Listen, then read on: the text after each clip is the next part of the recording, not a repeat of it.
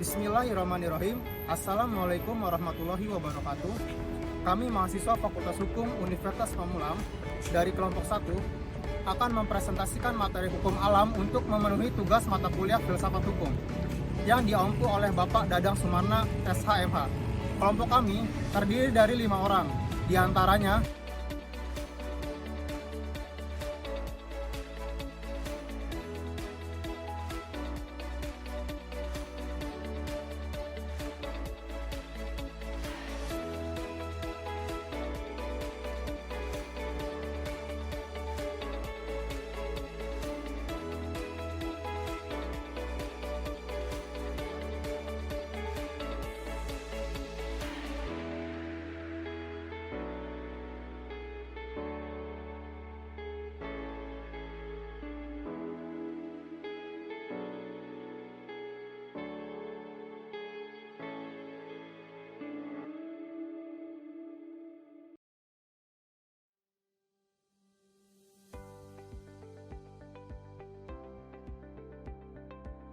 beberapa aliran filsafat hukum.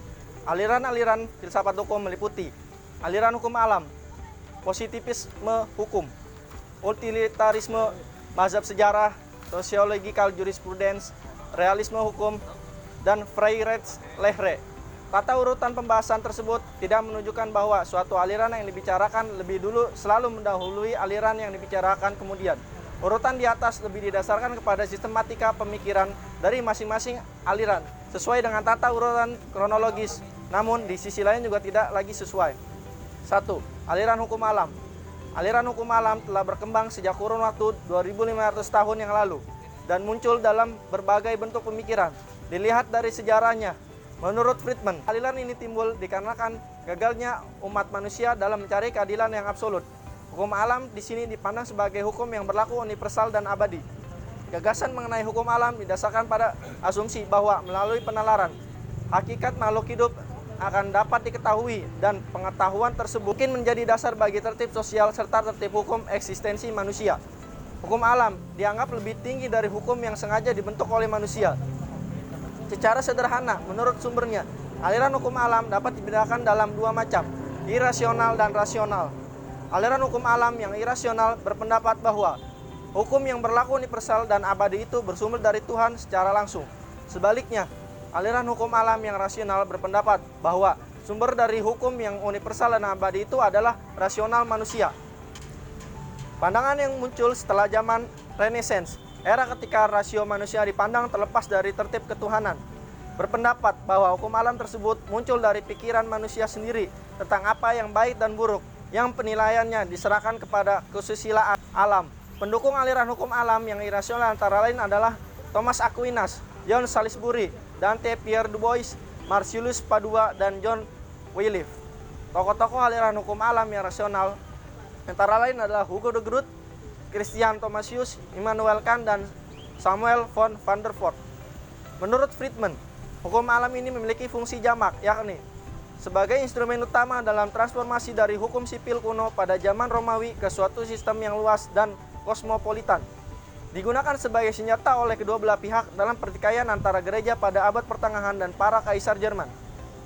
Sebagai latar belakang pemikiran untuk mendukung berlakunya hukum internasional dan menurut kebebasan individu terhadap absolutisme, dan prinsip-prinsip hukum alam juga digunakan oleh para hakim Amerika yang berhak untuk menafsirkan konstitusi guna menentang usaha-usaha perundang-undangan negara untuk memodifikasi dan mengurangi kebebasan mutlak individu dalam bidang ekonomi. Thomas Aquinas. Filsafat Thomas Aquinas berkaitan erat dengan teologia. Ia mengakui bahwa di samping kebenaran wahyu juga terdapat kebenaran akal. Menurutnya ada pengetahuan yang tidak dapat ditembus oleh akal dan untuk itulah diperlukan iman. Sekalipun akal manusia tidak dapat mencerminkan misteri, ia dapat meratakan jalan menuju pemahaman terhadapnya. Dengan demikian, menurut Aquinas, ada dua pengetahuan yang berjalan bersama-sama, yaitu A. Pengetahuan alamiah berpangkal pada akal, B. Pengetahuan iman berpangkal pada wahyu ilahi. Pembedaan tersebut juga digunakan oleh Aquinas dalam menjelaskan perbedaan antara filsafat dan teologia. Bicara tentang hukum, Aquinas mendefinisikan sebagai ketentuan akal untuk kebaikan umum yang dibuat oleh orang yang mengurus masyarakat. Mengenai pembagian hukum, Friedman menggambarkan pemikiran Aquinas dengan menyatakan, sejak dunia diatur oleh ketentuan-ketentuan yang diterapkan Tuhan, seluruh masyarakat di alam semesta diatur oleh akal berasal dari Tuhan. Hukum Tuhan berada di atas segala-galanya. Sekalipun demikian, tidak keseluruhan hukum Tuhan dapat diperoleh oleh manusia. Bagian semacam ini dapat dimengerti oleh manusia dan diungkapkan melalui hukum abadi sebagai penjelmaan kearifan Tuhan yang mengatur semua tindakan dan pergerakan. Hukum alam adalah bagian dari hukum Tuhan. Bagian yang diungkapkan dalam pikiran alam. Manusia sebagai makhluk yang berakal menerapkan bagian dari hukum Tuhan ini terhadap kehidupan manusia, sehingga ia dapat membedakan yang baik dan buruk. Hal tersebut berasal dari prinsip-prinsip hukum abadi, sebagaimana terungkap dalam hukum alam yang merupakan sumber dari sumber hukum manusia. Tetapi Thomas Aquinas menetapkan kategori keempat, yang rupa-rupanya berada dalam hubungan yang sama dengan hukum manusia, seperti hubungan antara hukum abadi dan hukum alam. Ini disebut lex divina, seluruh hukum yang ditetapkan oleh kekuasaan manusia, yakni hukum positif harus berada dalam batas ini. Dalam hierarki nilai-nilai hukum mungkin lex divina tidak dapat dikategorikan, tetapi lex divina itu bertugas mengkokohkan kedudukan gereja sebagai penafsir otentik hukum Tuhan sebagaimana dicantumkan dalam Injil. Mungkin orang mau mengatakan bahwa lex divina adalah penjelasan dari akal budi Tuhan yang tertulis dan hukum alam yang tidak tertulis. Adapun yang paling rendah menjadi hukum positif yang berlaku hanya sepanjang tidak bertentangan dengan hukum alam. Dan tentu saja dengan hukum abadi, hukum manusia merupakan bagian dari bidang kecil dari kekuasaan Tuhan. Tidak ada pemisahan antara kepercayaan dan akal. Sebaliknya, akal adalah bagian dari manifestasi kepercayaan. Untuk jelasnya, ada 4 macam hukum yang diberikan Aquinas, yaitu 1. Lex eterna, hukum rasio Tuhan yang tidak dapat ditangkap oleh panca indera manusia. 2. Lex divina, hukum rasio Tuhan yang dapat ditangkap oleh panca indera manusia. 3. Lex naturalis, hukum alam yaitu penjelmaan lex eterna ke dalam rasio manusia. Dan terakhir, 4. Lex positivus, penerapan lex naturalis dalam kehidupan manusia di dunia.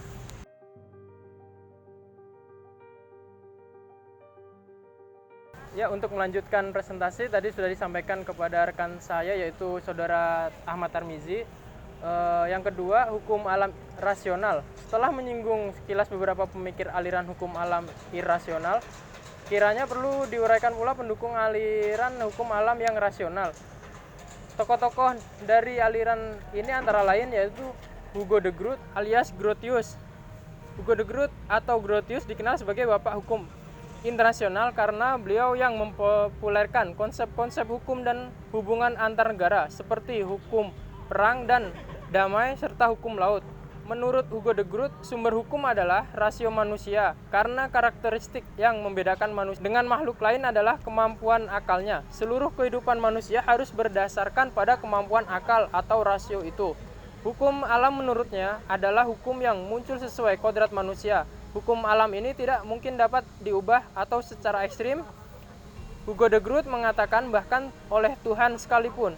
Hukum alam ini diperoleh manusia dari akalnya, tetapi Tuhanlah yang memberikan kekuatan mengikatnya. Yang kedua, Immanuel Kant. Filsafat Kant dikenal sebagai filsafat kritis, sebagai lawan dan filsafat dogmatis. Sekalipun demikian, sesungguhnya filsafat kritis dan Kant tersebut adalah periode kedua dari pemikiran Kant.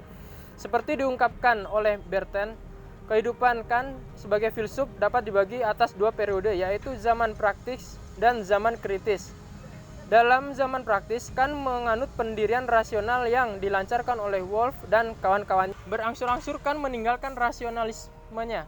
Ia sendiri mengatakan bahwa Hume-lah yang membangunkan dia dari tidur dogmatisnya. Setelah itu, Kant mulai mengubah pandangan filsafatnya menjadi pandangan yang bersifat kritis.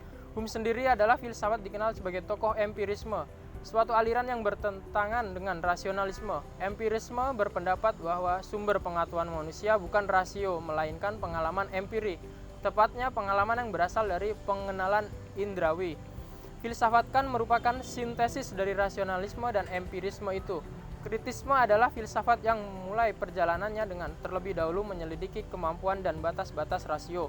Kant menyelidiki unsur-unsur mana dalam pemikiran manusia yang berasal dari rasio atau sudah ada terlebih dulu tanpa dibantu oleh pengalaman dan mana yang murni berasal dari empiri. Rasio murni akan melahirkan ilmu pengetahuan dan rasio praktis melahirkan etika, sedangkan daya pertimbangan melahirkan kesenian.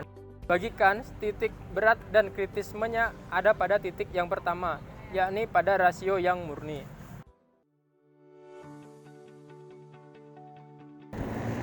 Fungsi hukum alam menurut Sujono Dirjosisworo, fungsi hukum alam ini ada 3. Yang pertama, hukum alam sebagai sarana koreksi bagi hukum positif. Yang kedua, hukum alam menjadi inti hukum positif seperti hukum internasional. Yang ketiga, hukum alam sebagai pembenaran hak asasi manusia. Dan menurut Friedman dalam Sartijo Raharjo, fungsi hukum alam ini yang pertama, instrumen utama pada saat hukum perdata Romawi kuno ditransformasikan menjadi suatu sistem internasional yang luas. Yang kedua, menjadi senjata yang dipakai oleh kedua pihak, pihak gereja dan pihak kerajaan dalam pergaulan mereka. Yang ketiga, keabsahan hukum internasional ditegaskan atas nama hukum alam. Yang keempat, menjadi tumpuan pada saat orang melancarkan perjuangan bagi kebebasan individu berhadapan dengan absolut. Yang terakhir, dijadikan senjata para hakim di Amerika pada saat memberi kapisan terhadap konstitusi mereka. Mungkin itu dari fungsi hukum alam.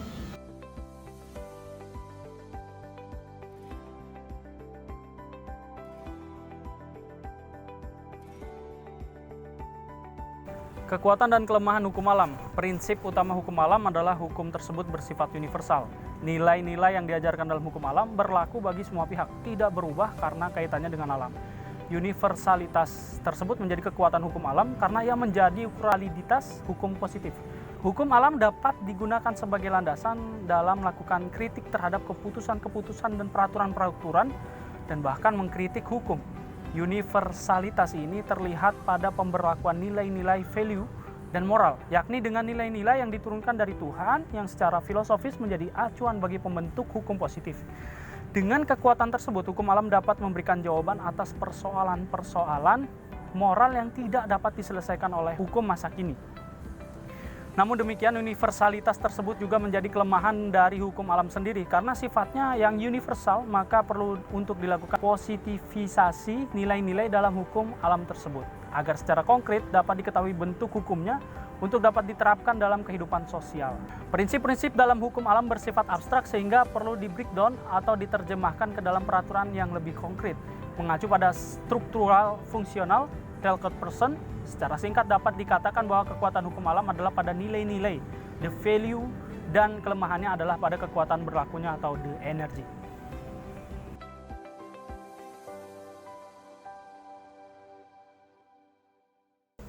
Baik, kesimpulan dari presentasi kelompok 1 dalam materi mazhab hukum alam, yaitu mazhab hukum alam telah berkembang sejak 2500 tahun yang lalu.